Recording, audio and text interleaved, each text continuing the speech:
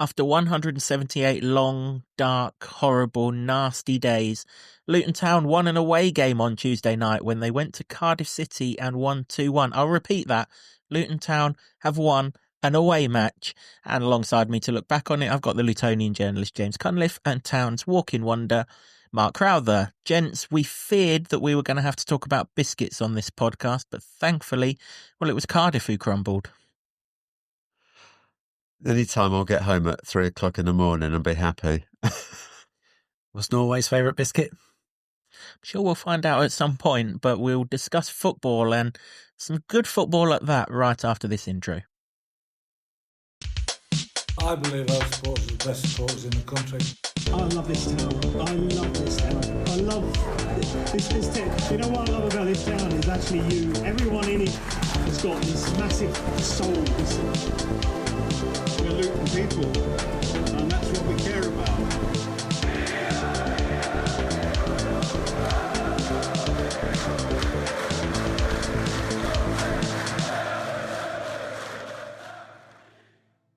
Hello everyone, welcome along to another episode of the Luton Town Supporters Trust podcast, the award-winning, longest-running Luton Town podcast, having scooped bronze in the Best Football League podcast category in the Football Content Awards. This season, the show is in association with Solid, providing opportunities, provisions and assistance so our academy can fulfil their potential. As I mentioned before the intro, we're looking back on Luton Town 2, Cardiff 1, or for the facetious among you, Cardiff 1, Luton Town 2. Either way, Luton have done the double over Cardiff City, which in itself might be a minor miracle. And alongside me, I've got the Lutonian journalist James Cunliffe, and I've got Town fan Mark Crowther. Which one of you two want to enjoy that first? We'll go with you, Jimbo, because you was with us for the preview. Win by any means necessary, and my God, was that win by any means necessary. I said it would be horrible, and I said it would be painful, and I said it would be nervy, and it was all of those things times 10.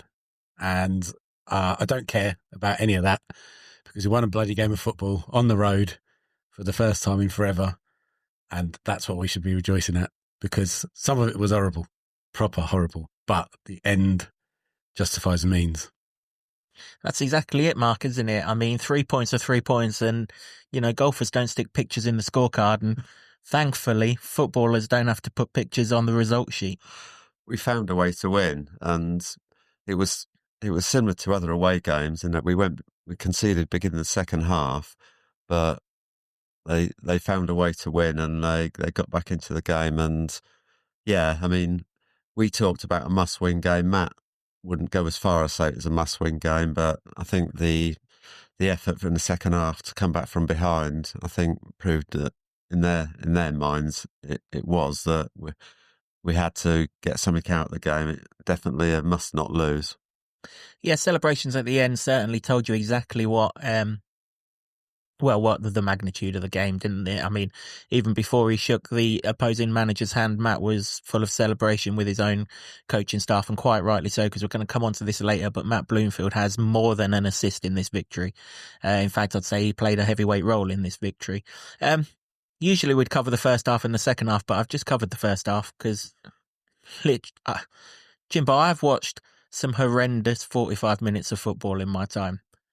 But I have never seen a worse 45 minutes than that. That was, and I'm glad I can take the piss out of it, having won the game. That was the worst 45 minutes I've ever seen. At halftime, I was genuinely considering my life choices. It was absolutely horrible. Had that Liam Walsh shot that Ethan Horvath made the save to, had that not have happened, I mean, they should be paying me 27 quid to watch that, not the other way round. That was dire. Yeah, it was the worst 45 since Elton John started cutting records, wasn't it? Garbage. We're on fire tonight. I can't overstate how frustrating and terrible that first half was. But there was nobody could pass to each other. Nobody seemed to know who was running where. It was one of the worst low-quality first halves or halves of any football I've ever seen, be it Park, World Cup, anything. And right, that's the rant. Let's have the rant over. It was rubbish, but Luton somehow shaded the rubbish, and then we got into half time, and we thought, change it second half. And it did change it second half. It got worse. But ultimately, in the end, it got better. Yeah, I think it's fair to say we were the less worse of the two teams on show in that first half. 66% pass completion in that first half.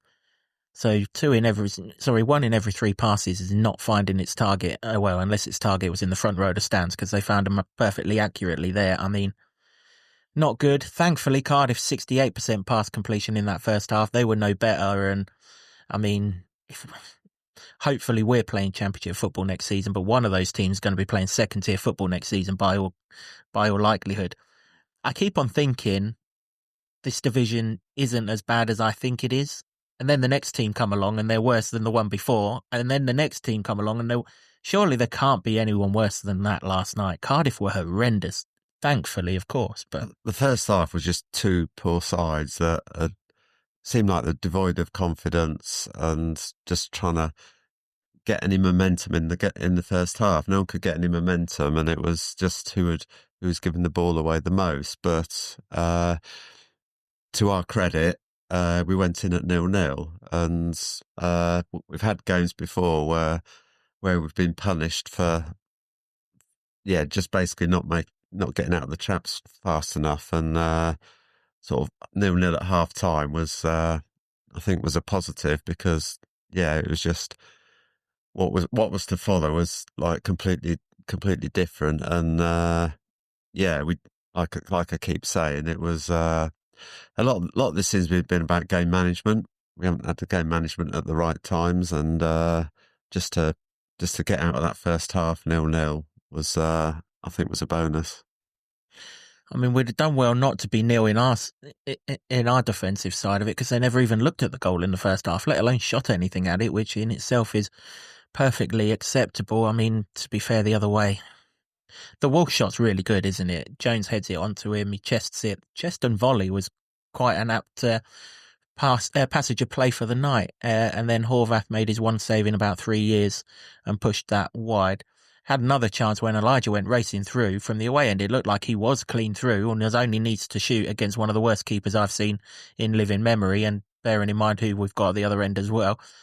For some reason, he passed it. I'm like, wiping my eyes. I mean, I'm falling asleep at this point anyway, I've got to be honest.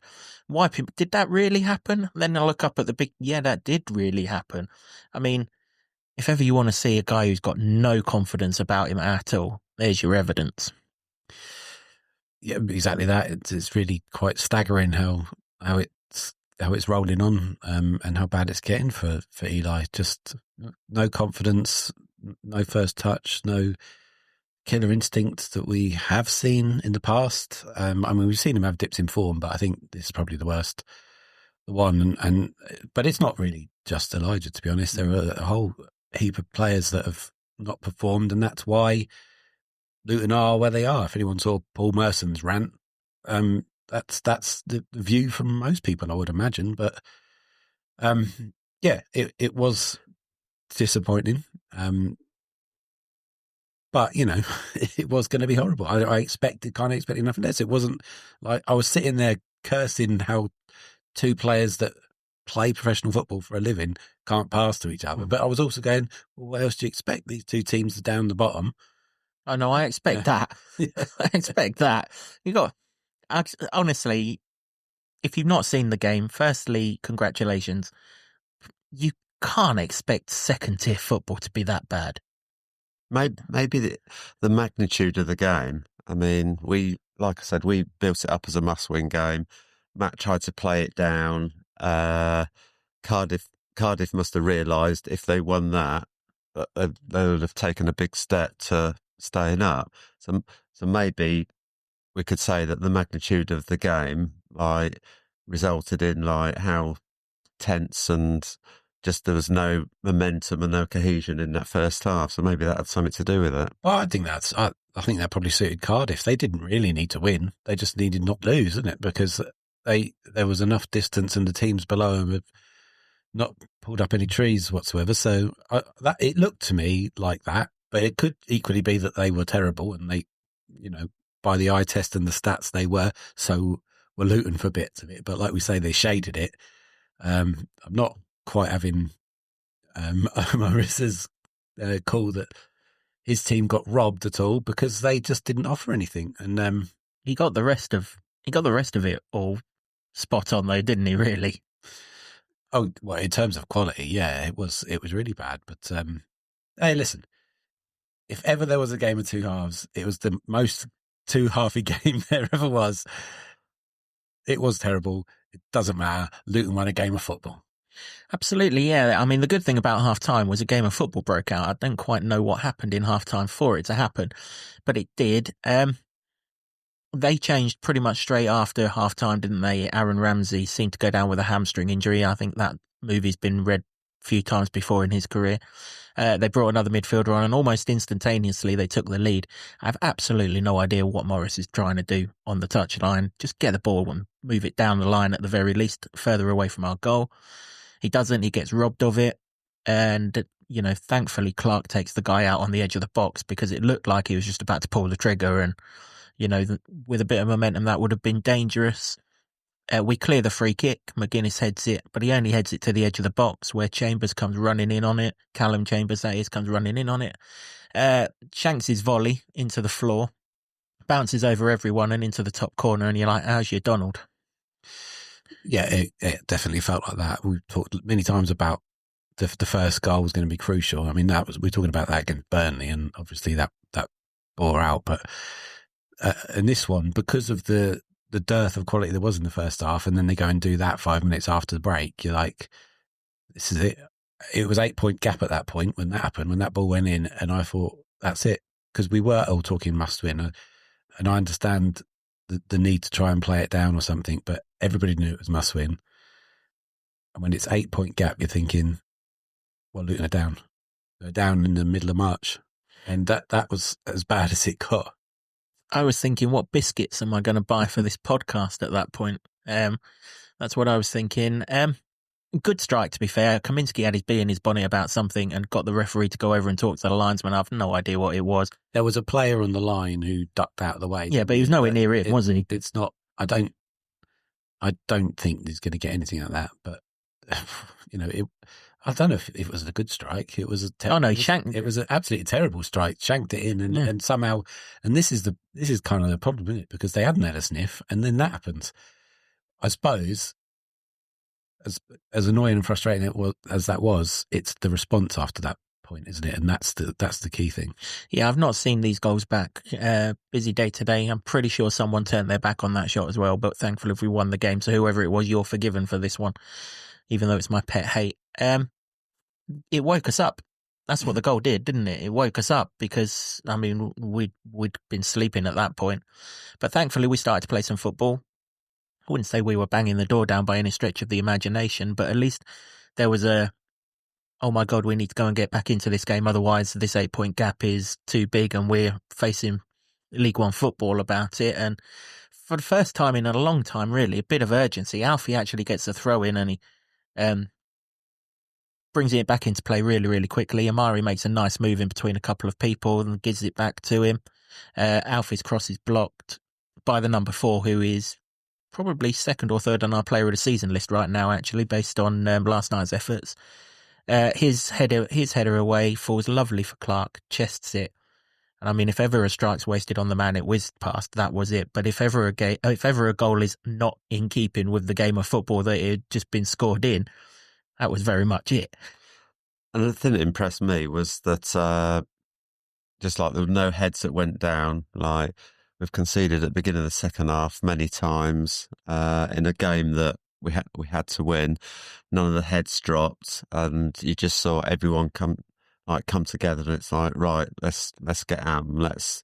Best form of defence is attack. And as we saw, we got at them and we found spaces just by running at them. They didn't have any pace to, and yeah, I was right behind Clicker's shot, and as he brought it down, and then he just pulled the trigger, it was like just going top corner, and it was just a brilliant piece of individual skill. And can we cancel the goal of the season competition now? I'd like to think it could still yet be scored, but it'll have to be a cracker to beat that one, that's for sure. I don't know if it had any impact on it, why that move happened so quickly and so sort of naturally, but there were 3 people on the sideline waiting to come on. And the next time the ball went out of play, or indeed if that throw-in hadn't been taken that quickly, those 3 players might have come on, and Doughty, who took the throw-in, was one of the people who went off. So I don't know if he wanted to stay on and therefore got the ball in quicker than normal, but there was 3 waiting, and, the ball still went in the back of the net. But here's where Matt Bloomfield gets all the props for last night, because how many times do you equalise in a game like that? Sorry, lads. Put your coats back on, you ain't going on no more. None of that nonsense. He made those 3 changes, and those 3 changes won us the game. Yeah, they did. I should just point out what the 3 changes were for those who didn't watch the game. I'm sure there's not many of you because the game was on television, but Millie Ali came on for Alfie Doughty, Jacob Brown came on for Elijah Adebayo, and now I've tested my memory because who came on for Liam Walsh? Zach Nelson came on for Liam Walsh. Those were the 3 changes, and from that point on, we've changed formation. We've gone to a back 4. I promised I wouldn't say it, but I can't help it. We've gone to a back 4. We're playing 4-4-1-1 at this point. Brown's the lone striker. Tillo Asgard's in behind him. And then Amari Bell's the left back. Millie Ali's in front of him. And then on the other side, Jones and Bowler. Bowler comes on shortly after and makes the right-hand side. We started playing football, because there wasn't no football in the first half. It was who could kick it the highest and the furthest. But when we got it down and played football, we looked a good team. Yeah, we did. Well, firstly, I guess the goal gives everybody a lift, doesn't it? Honestly, that strike is just out of absolutely nowhere. Top draw, world-class, gold-plated, diamond-encrusted, Christmas-come-early cracker from Jordan Clark. It may be too early to say this, and we'll have to get to the fullness of time, but that could be this season's strike at Hull, last minute. Do you know what I mean? No, it's definitely a Cardiff. It could be that big, that as Loire. Who knows? We'll see. Don't come at me if it isn't. It just feels like it in this moment in time. And then the substitutes come on, and then it was just a different, almost a different Luton. And I think now there's a big question to be solved here about whether those players have a greater impact now from the start, because there's more senior players that have been doing it or weren't doing it. I mean, Morris had a chance to equalise soon after the goal, and he near enough passed it at Horvath. It was the only time him and Elijah pretty much linked up at all in the whole game.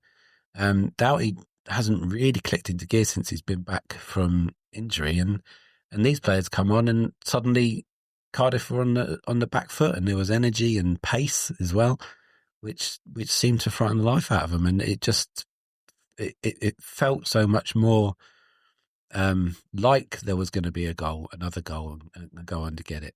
Is it at this point that we cut into this podcast, the podcast that we did when we spoke about crisps, where I asked for these young players with energy and with pace to start these games, to give us it from the start? And if we're going to go down, let's go down with them, rather than these senior players and this formation, which, as I pointed out in the last one, this formation might suit these players, but they don't win playing this formation.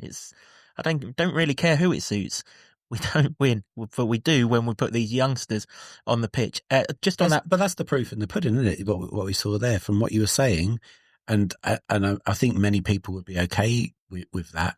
What you were saying in that podcast about, you bought all these players, play them, and what's the worst that can happen? Because it was going so badly, well, until a week ago, and 2 weeks ago, and why not try that? But then they come on and actually prove the point, and now you're thinking, well, what's the harm if they can do that, and they don't have any fear, and they've got all this energy, and they've got just Millie Ali's like complete disregard for anything else that's gone before, and just go, I'm going to get the ball, I'm going to run at you, and you're going to be scared, to every player in blue that faced him up. And when you've got that asset in your team, you surely got to use it, because the other players that weren't doing it, and that's the reality of it, and haven't done it all season long. That's why we got so excited when these signings were made in January. When we went into the final week of the transfer window in January, the only hope we saw The only hope was new signings. We made these new signings. Were they the signings that everyone wanted? No, most people would have wanted Kone, for example. Most people wanted another Premier League loan and all this, that, and the other. But they were signings. And then 2 weeks later, you may as well have just sent them back to their clubs again because we weren't using them.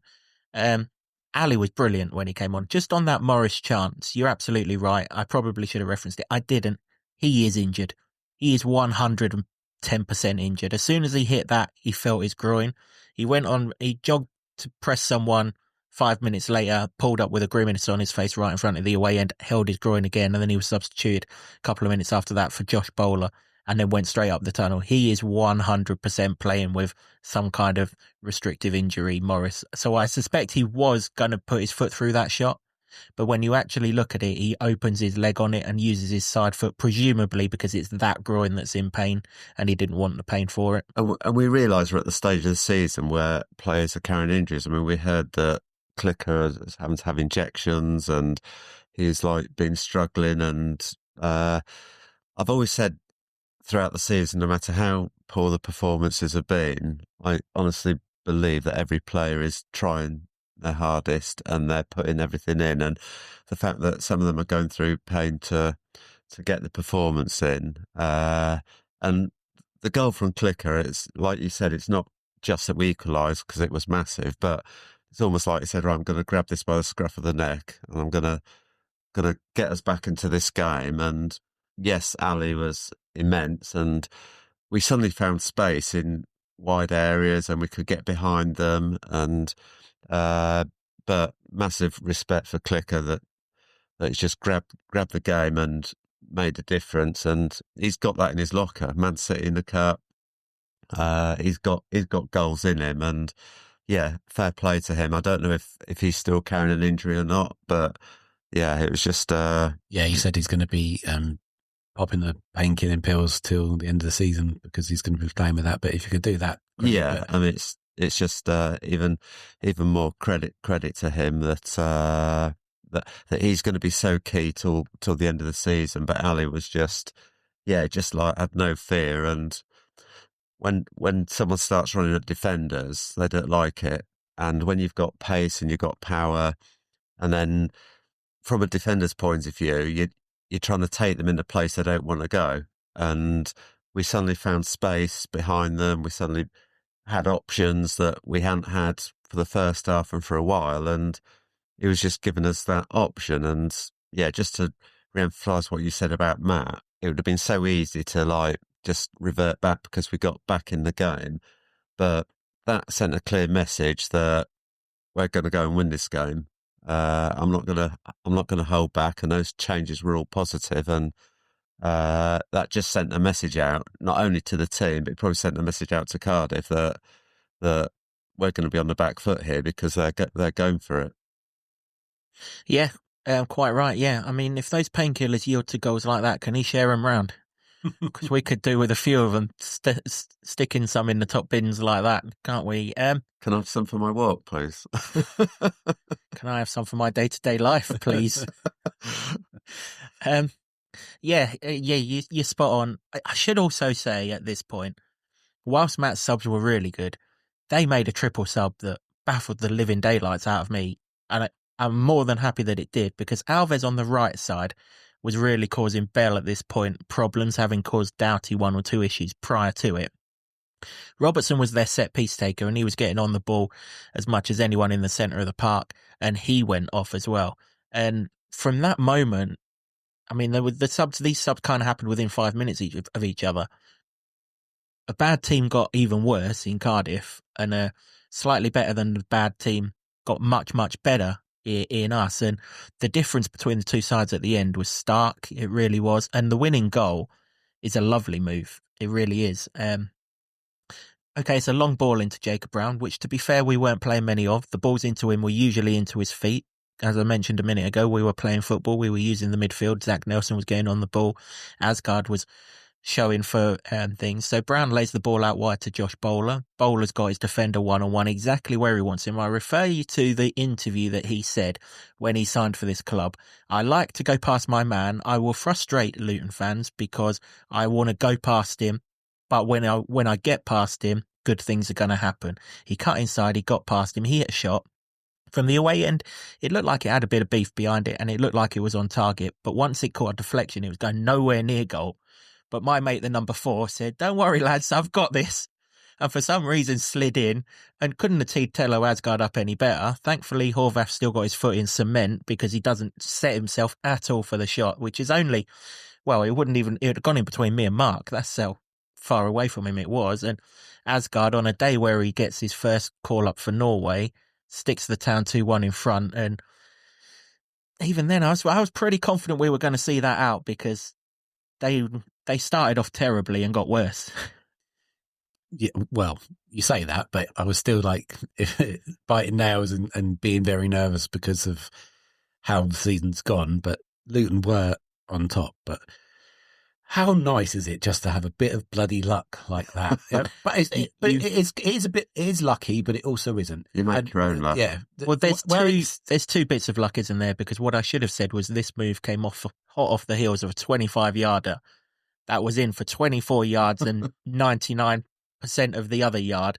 And then out of nowhere, the ball seemed to leap up and spank our crossbar and fly over from Callum Chambers.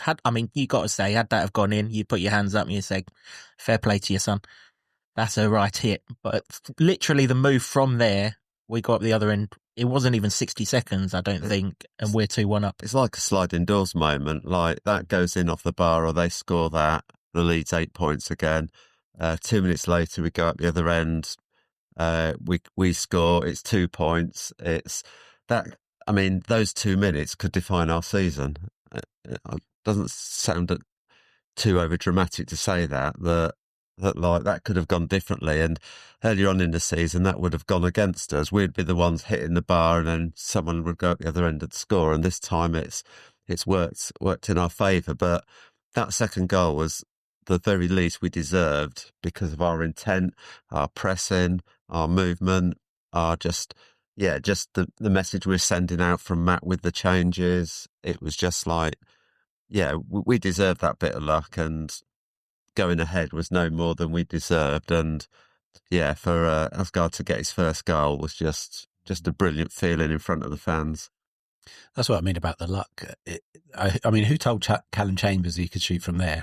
For starters, how dare he? But you get that luck, it hits the crossbar and then go up the other end. And, well, firstly, Josh Bowler's having a shot. I know Litty Walsh had one in the first half of distance. We don't see that often enough because if you have a shot, you never know what could happen. You've got to get it on target, but that's half the problem as well for some of the players. But I almost think I should chime up here with particularly who's in goal as well. Well, the even Horvath fan club over here. There's plenty of Cardiff fans who are members of that as well, let me tell you. But you take your luck, you have a shot, and then, it took a deflection, and then Gutas gets in the way of it, or tries to block it, and then it goes to Asgard. Virtually can't miss, and he doesn't. And that almost hasn't happened for this entire... I can't think of a time where that has really happened. I'm sure it has. My memory's not great, but scream at me in the comments or whatever. But at that time, to get that bit of luck felt incredible. I think sliding doors moment is spot on because it could absolutely change everything there. And they didn't deserve to get another goal from what they were doing. They offered absolutely nothing, and Luton were doing all the pressing. So I'm not entirely sure where their manager gets that they've all robbed from.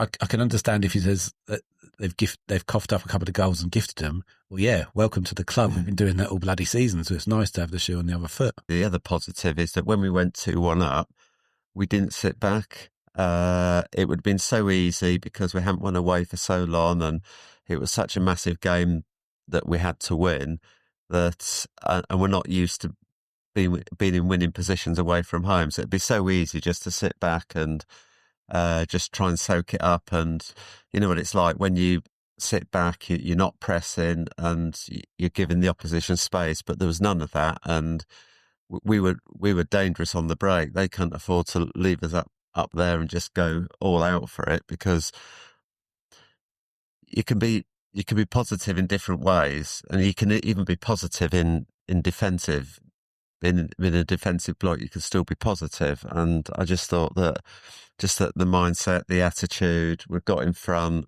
and the determination, but also the fact that we weren't just going to sit back and soak it up, because there was still enough time for the game to change. But that was another positive that it was really nice to see. Yeah, I agree wholeheartedly. Yeah, something was clearly said in that Watford dressing room after that game, because the fight since then has been exactly what we've needed. You know, both defensively and offensively. Listen, there's no getting away from the fact the quality isn't.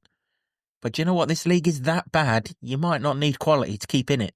It is horrendous, this league. Maybe you just need fight. Maybe fight is just going to keep you in this division.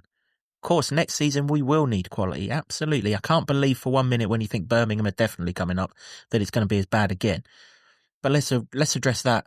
If we've got to fight our way to safety, at least now, based on the last 3 games, and I do include Burnley in that because we didn't go under with 10 men, then at least we are fighting our way to safety. But it was just so nice yesterday that, having endured that first hour, and you had to endure it, there was no enjoyment from it whatsoever, to see 20 minutes of Luton playing the ball on the deck, of attacking players out wide stretching the pitch, of pacey players carrying the ball, not just Millie Ali, but Izzy Jones brought the ball out.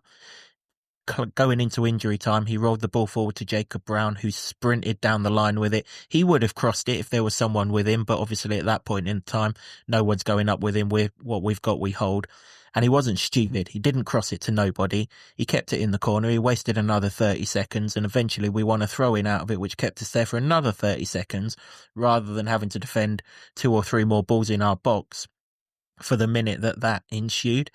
Suddenly there's a football intelligence coming out of some of these players, which we haven't seen all season long. And the players that have got no baggage are showing their confidence.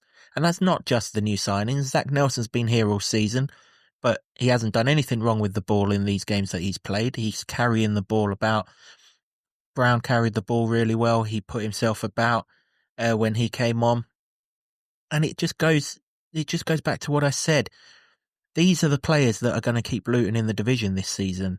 These are the ones that we can get excited by and get behind a lot easier, because these are the ones that are going to get us out of trouble. And if that means that a few reputations have got to go by the wayside for the greater good, then I'm sorry, but that's what's got to happen. I think so. I think it's very hard to make a case for anything other than that, because the evidence from what we saw with our own eyes, and there's no room. It's the old saying, isn't there? There's no room for sentiment in football, and we've got to this stage with the same players not performing to the levels we know they can do. So then they'll have to come out. I mean, if Morris is injured, we'll find out, I suppose, on Friday. Then it almost forces your hand as well to do that. But it was pretty much a three up top by the end of it, wasn't it? And they were really good. I wouldn't say rampant, but they were a cut above everything else that we'd seen in the entire game. And it was a bit exciting. It was chalk and cheese from, like you say, really, honestly, it was one of the worst first halves, and then probably stretched into an hour that you ever seen. They showed in that last 15 minutes that they were a level above Cardiff. Yeah. The league table might not tell us that, but this is why I've said all season, if we can put 2 wins together, you do some damage in this league. Of course, we still got to do that. 178 days since our last away win. It was only 7 days later that we won back-to-back games for the first time. So 171 days that we've not done that in. But this team on paper is not 23rd in the Championship. This team on paper is probably somewhere in 15th or 16th. And last night, for the last 15 minutes, they showed it on grass as well. And something else that they've, like, if you take out Burnley because of the situation with the red card, we're looking like hard to score against. Whereas before we were gifting goals. So the positives are that it's harder to score against, and then with the attacking intent that we've seen, I mean, like I said, we're at the stage of season where people are carrying injuries, and we're not going to be putting out the strongest team every week. And don't forget, Naismith wasn't there albeit Cardiff were poor, but Naismith, who's our leader and our best defenders, he didn't play. And Guess who did at the end, though? Well, Reece Burke's back. I was going to come on to that. Come back looking a bit like a leprechaun with that beard and a very tall one at that. But he came on. I hope he's brought his pot of gold and a better luck with him. He did last night. Tello Asgard made way just as we were going into injury time. I don't even know if Reece Burke touched the ball, to be honest. I don't even care. I'm quite happy if he doesn't touch the ball. Just his presence is perfectly good. It's good to have him back. It is good to have him back. But there was one standout defender on show last night. And yet again, it's the youngster. It's not a senior defender. It's Makosso making these guys. He had a slow start to the game. There were a couple of nervy patches where he nearly got caught on the ball, but he seems to have that up his locker, doesn't he? Where he nearly gets caught on the ball and then mugs the striker off and goes away with it. But once he settled down into the game, and I think Mark's right, certainly with regards to him, there was the magnitude, the pressure of the game, and that just seemed to be a little bit too much for him in the first 10 minutes. But once that had gone, Mr. Rolls-Royce came out again. He has this, for someone so young, he has this presence about him. And you can show presence in different ways, but I think just for him, it's just his presence, his calmness, and also he's shown a lot of intelligence, that the way he manages the game, the way he manages situations, way beyond his years, and you just like, he looks undroppable. Whereas before it was you're choosing one or two to go with, Naismith or McGuinness. Whereas, and Matt said we've got to manage him. He's very young. It's his first time in the Championship, and Matt said he's got to manage him in and out the side, but can't imagine. Not for me. No, not for me. He's got to stay in, and he's got cult hero status, I said, awaits for him, and I think that genuinely is true. And I think it also comes back to the point you said around the transfer window. The Luton need to sign a Cameron Carter-Vickers, and maybe they have. Maybe we've hit upon something, but you don't dip Christ Makossa in and out of this team, as far as I'm concerned. No way, no how. He's got to play. Yeah, far be it from me to tell you how to do your job, Matt, but dip him in the team in the first minute and dip him out the team in the 95th minute, and we're all happy days. Yeah, this kid, he looks the real deal. I thought Mengi looked good. Well, I've said it on this podcast at the time. I thought Mengi looked really good down at Exeter last season when I first saw him. This guy's got the potential to be even better than that. He hasn't got the power of Mengi. He's got composure. It makes me laugh when we play this back three. I mean, it makes me laugh when we play this back three anyway, because it doesn't work. Mm-hmm. But it makes me laugh because the other two panic like crazy when the ball's at their feet, and it's as far away from me as I can possibly get it. Then you got this guy on the right-hand side of it who does not care how much pressure he's under. He is having that ball, and he's playing a nice, simple pass to whether it's Izzy Jones, Jordan Clark, Liam Walsh, just back to the goalkeeper. Whatever it is, he's got an air of composure about him, whereas his two mates next to him are larruping it as far away as they possibly can. You kind of like, are you lot playing in the same game here? He's I mean, I don't want to overhype him, but no, we used to do. You don't want to overhype him, but he's the best defender you've ever seen.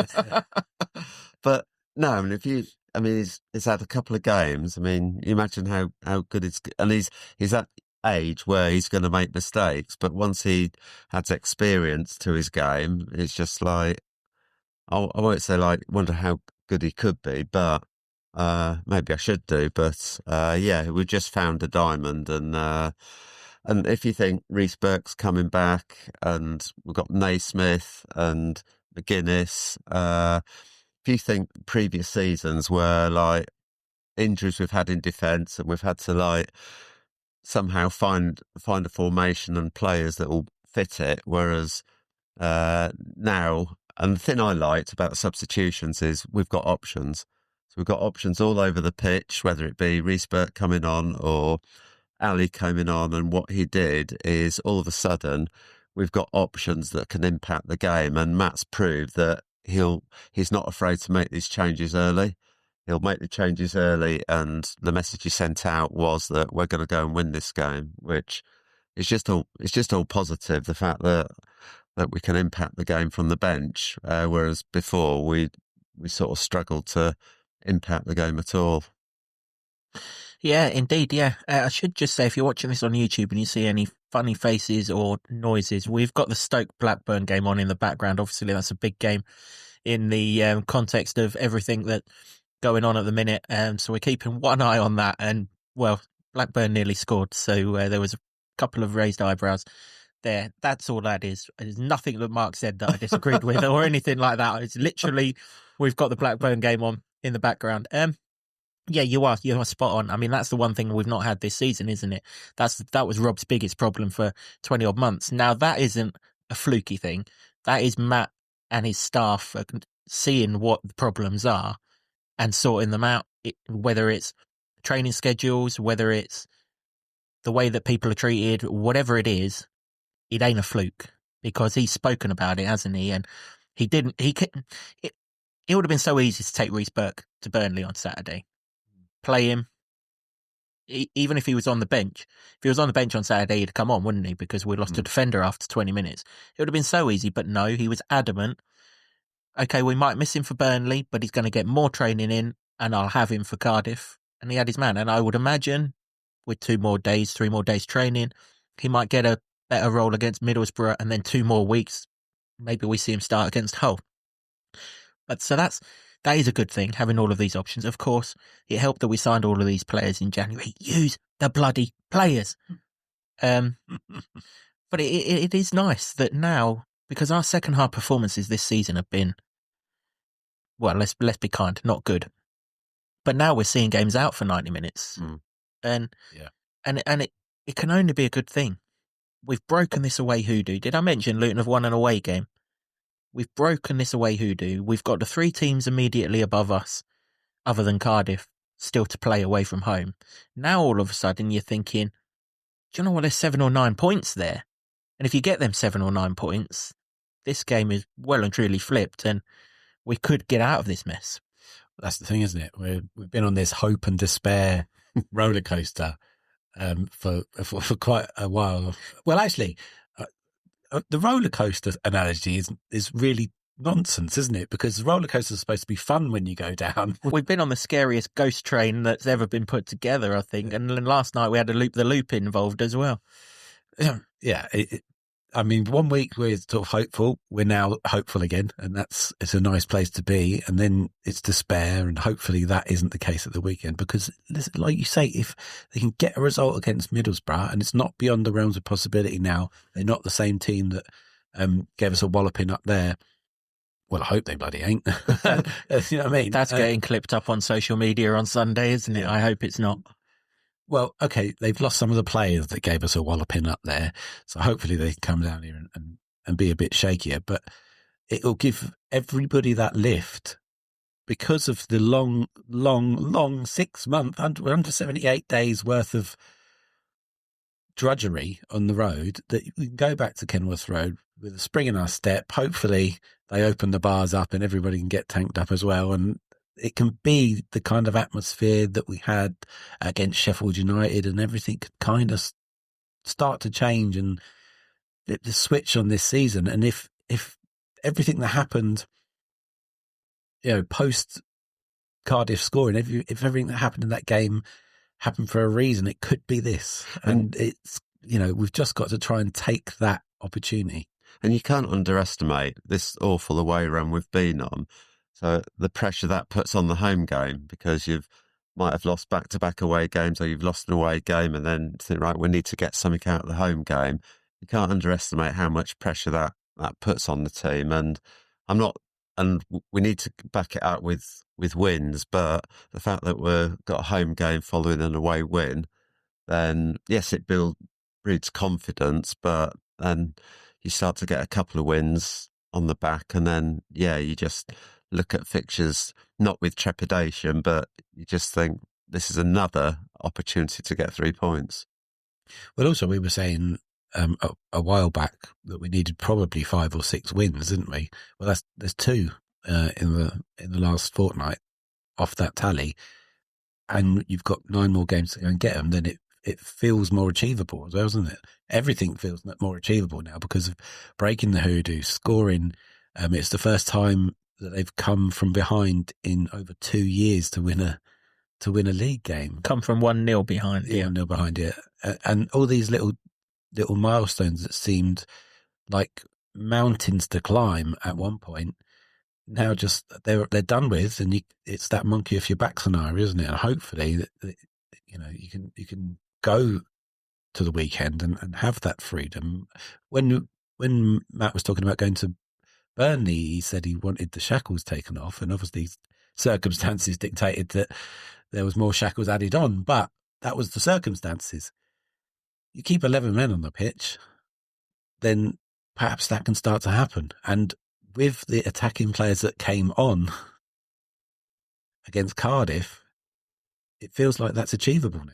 And it's how you manage disappointment during the course of a game, like at Cardiff. There's going to be times where there's disappointment, like you go behind, and it's the attitude and the fact that no, this isn't how it's going to be. We're going to force that momentum back, and it's just that coping with that disappointment and having a collective togetherness that they've all got each other's back, and they're all going to come hell or high water. They're going to find a way to get the result. We might have bad luck and idiotic refereeing decisions, but we're going to be in control of our destiny, and we're going to sort of take control of the situation regardless of things that are outside our control.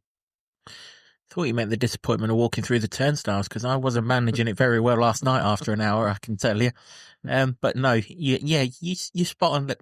What have we called for on this podcast for the last month? Fight. And finally, we're getting it now. I'm not finally getting it. We've had it for the last couple of weeks.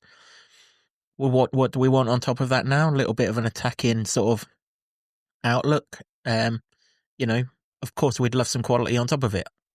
I'm very much coming around to the school of thought that we don't need quality to stay up. Each time I see a team in this league, I think that's the worst we're ever going to see. Then the next one come along with a crate of beer, and I dread to think what Middlesbrough are going to show on Saturday if it keeps on getting worse. But I hope I see it. It's just a dog of a league. It really is a dog of a league, and we're one of the giant dogs, but we can get out of this. That is the thing. Despite all of the shitty records that we've broken this season for the wrong reasons, no one got away from us in that run, and we were always going to put some sort of positive run together. It was just how strong the positive run was going to be, because you can't play 46 games and not have a run somewhere along the line. It's just the law of averages will tell you that you can't do it. Now, obviously, 2 wins in 3. Whatever happens on Saturday, it's going to be 3 wins in 5, because Jimbo's promised us all that we're going to win at Hull because it's the first game after an international break. Things are looking rosier, Jimbo. That's what I mean. The way that game was won lifts everybody anyway. But now we're looking at those games and thinking this could be done. I was whistling the Great Escape theme tune when I come in here. Maybe that's a bit too presumptuous, but that's kind of the way it makes you feel about it. We've despaired this season. We've even said we think it's done. We said we think we're down, and that's this is what I mean about this hope and despair cycle. But while you're feeling on your uppers, then just enjoy it. Positivity in the stands will feed into the players and vice versa, because we've always said about the atmosphere, and the players have got to give us fans something to sort of get excited about, but also like they will feed off that positivity. And like seeing them Cole come over at the end last night, and just seeing Matt was just like great, just to see him, like see how happy he was, and smiles on the faces in the stand, and we'll just feed off each other. Like Gary Sweeter said, we just all come together to get the job done and to stay up. And we need the team to like put in performances like that, but they need us to sort of back them, and we will back them with numbers, and we'll bring the noise, and we'll be right behind them. Well, Cardiff showed you exactly what not to do, didn't it? It was deathly quiet in that stadium. It felt like a COVID game. There was that big old horrible bowl with nobody rattling around it. I mean, that won't happen at Luton. It'll be packed, but the noise levels are going to be so important. They probably had it when they battered Swansea. That's a given for a derby match, I suppose. But I was expecting a lot more from them. I'm glad it didn't bring it, but it shows you what's going to happen at the weekend if the fans can get onside as well. I mean, they have been in recent games, which is good, but to continue that never say die attitude thing that you referenced that was called for in the match program a couple of weeks ago, you know, foregoing the fact that maybe the quality is going to be low, but maybe if it's chaos, we can all enjoy a bit of chaos. They might not have brought much noise, but they brought a bloody drum. Just as I was dozing off, boom, boom, boom, boom. Did you see? There was a video to go doing the rounds of Norwich about somebody in the Norwich end having a go at somebody who just brought a drum to the ground. He's like, "We've been here 25 years, season ticket holders. Don't bring a drum." And this, please don't let us ever be that. No one ever think a drum is needed. Never ever. A drum is never needed. I think I might be related to this guy in distance because, yeah, you're spot on. I mean, it's even worse when there's no noise. It reminded me of Reading in the promotion season. 50 people and his dog in the home end. Boom, boom, boom, boom. You don't need it. No, you don't. We're up and down like that Booper heartbeat on the old TV ads, aren't we? That's what we are. I mean, you talk about humming the Great Escape. I've got Steve McQueen on speed dial ready for when it happens. It's on. It's on. There's again. A reference for the ages as well, kids. Eh? Steve McQueen. Yeah. Sorry, most people are like, "What's going on?" Not the McQueen that played for Leeds and Man United. No, definitely not that one. No, lead character in The Great Escape, for those that don't know. Yeah, listen, what a night, you know. Some of us thought we could win that game. Others come hid behind this reverse psychology nonsense. Reverse psychology for the win. It's a thing now. It's been brought to life. Absolute cobblers. However, you said we were going to lose both the games we've won, so I am signing you up to 9 more defeatist. Hey, everybody, we're sticking with this. I couldn't give a monkey's whether I win this personal battle between me. We stay up and you get the award. Win, win, win, isn't it? I mean, I can't see any losers in this situation. Well, I can, but you know. Hey, if I've got to take one for the team, then that's what I'm doing. Reverse psychology for the win. I think people want to know how the old humble pie is coming along as well. Well, I can smell it again. The waft. It's coming over. Smells great. Can't wait to eat it. With custard.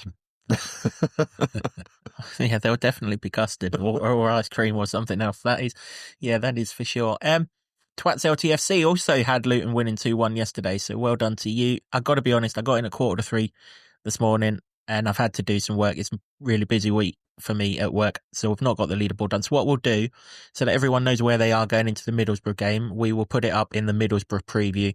And that'll give me a little bit more time to get that sorted. But well done for the 2-1. Lots of 2-1 Cardiffs. You managed to fool plenty of others into your reverse psychology nonsense.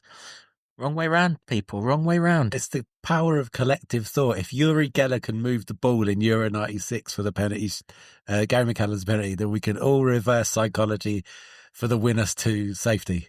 Come on, people. You're just trying to take credit for it, aren't you? I mean, I am. It was it was me.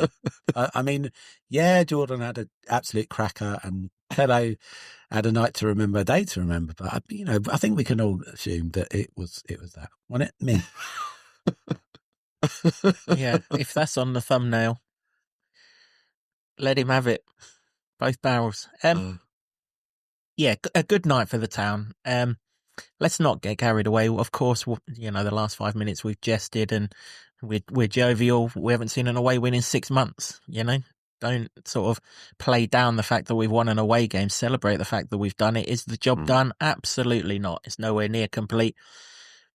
But, 2 months ago I was babbling on about a ladder, wasn't I? Well, we're a few rungs up the ladder and that's good because someone had whipped it from under our feet a couple of weeks ago and that's a positive. That's where we are. We enjoyed last night. Well, we enjoyed the end of last night anyway. And, if you've got to endure a bit of nonsense to get to some happier times, well, then that's what we're going to do for the rest of the season. Not a problem whatsoever. We haven't got Mark here just to talk about last night. I don't actually know why we got you on after last night because you didn't even bother walking last night, which is actually one of the few games recently that you've not walked to, Mark. Of course, I jest. That's really, really serious part this time because you did walk to Burnley absolutely sod all in the way of a reward from the performance on the pitch. But you are right in the middle of your challenge, which we highlighted last month, just prior to you starting that challenge. Well on your way to 1 million steps. Firstly, congratulations with everything you've done so far. But not you. 1 million miles, as I put in the podcast notes. It gets worse. Someone even put it's 10 million steps. I think people are just trying to finish me off. Yeah, well, not me. Definitely a million steps. You're also well beyond £2,000 in terms of what you've raised as well so far, which is absolutely fantastic. But it's still a little bit left to do. Carries on Saturday. Yeah, I mean, I have to say that Burnley was 8 days, and if anyone saw me on social media with a photo with a shirt with me and Alfie Doherty, the story behind that was 45 is number, and it's 45 hours to walk to Burnley. For you, it might be 45 hours to walk to Burnley. For me, 45 hours would get me to Bedford. But no, I mean, so at this moment, I've done 507,788 steps. So I'm over halfway. And special thank you for people that have done their virtual steps as well. So that's added to the total, which is pushing it even higher. And also to David Lloyd, who were just incredibly supportive for my virtual bit. But and so the donations are up to £2,336, which is a staggering amount. And that's the target hit, is it? Or is no, 5,000 was the target. Okay, so we'll stick it in the show notes again. You can get that link. I mean, I just want to put some context into how kind and generous people have been and how much their money really is helping these charities. So just go over a few things. So for Chums, and basically everyone's donated between £400 and £700 to each of these charities, which makes up the £2,300 odd.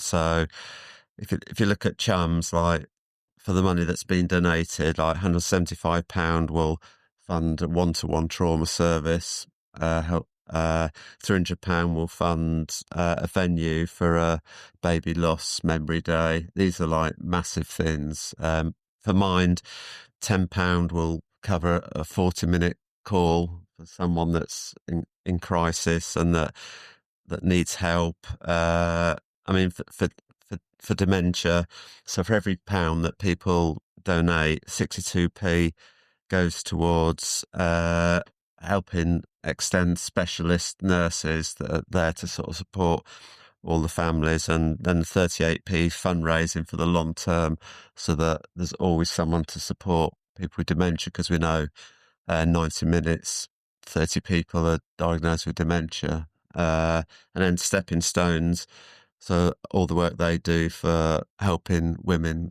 coming from abused relationships, that helps feed families and gets them out of that abusive environment and just helps support them. So I think what I'm trying to say is every donation is really appreciated, and it really means a lot to me and the charities. And it just those sort of numbers and those sort of facts just show what a difference everyone is making. I mean, I'm doing the steps, I'm doing the walks, but without the donations and the support from everyone, it wouldn't be the success it is. And for all the people that come and speak to me and give me encouragement, I mean, Burnley's out the way, but like you said, I'm walking on Saturday to the Middlesbrough game. There's then a 3-week break, and then I'm back on it for home games with Leeds, and then I've got 7 days to Derby, which is going to be another tough one. But what I'm going through is insignificant compared to fantastic work the charities do, but also the people that rely on these charities for their help. So thank you to everyone that's donated, and anything you can give, honestly, it means so much to charities, and just thank you.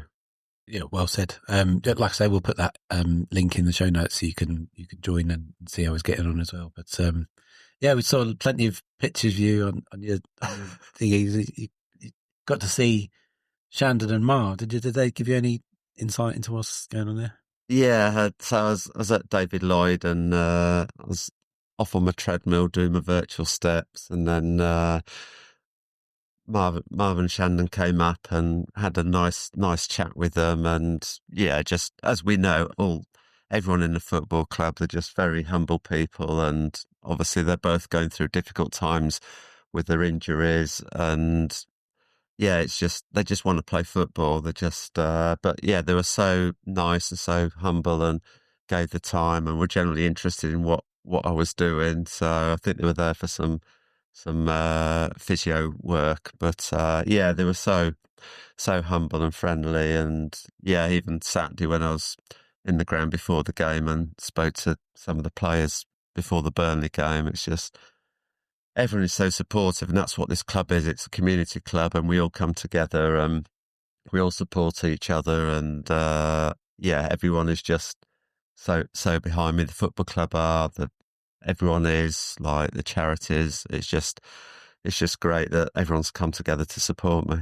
Yeah, best of luck with your walk on Saturday, Mark, and well done for all of the steps that you've taken so far. And yeah, absolutely well done to everyone who's helped Mark. Whether you've walked with him or whether you've donated, you're making a huge difference. So congratulations to everyone. Congratulations to everyone too who went last night. Listen, it's not easy following this football club away from home at the moment. We're well aware of this on this podcast. We reference it each and every time, particularly last night, straight after that Burnley game. It's a lot of money that we've spent in the last 3 days, and finally, all of the 400 or so of us that were there got their reward last night.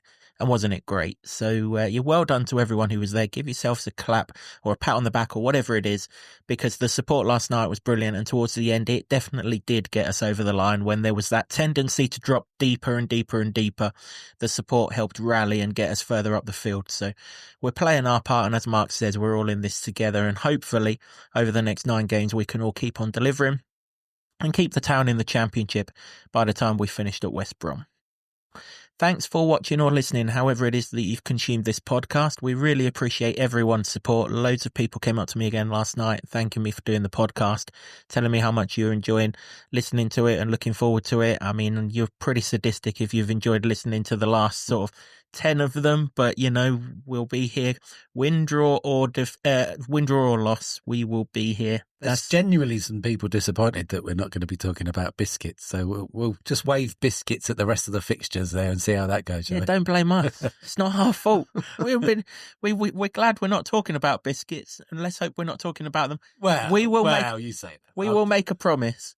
If the next 9 games go really well, we will talk biscuits in a special podcast after West Brom. And celebration biscuits. Come on. And I want to be involved in that. Like the amount of biscuits I've eaten over the last couple of weeks. You will definitely be involved. Absolutely. I can tell you, just keeping back to the crisp theme, because I know it's still going on social media. McCoy's don't half taste sweeter after an away win, let me tell you. And I celebrated with pickled onion, Monster Munch. Yeah, come on, mate. That is what I'm talking about. 2-1 pickled onion Monster Munch. What is going on here? Right, we need to wrap this up sharpish. Do keep subscribing to wherever it is that you consume this podcast. We've still got another game this week.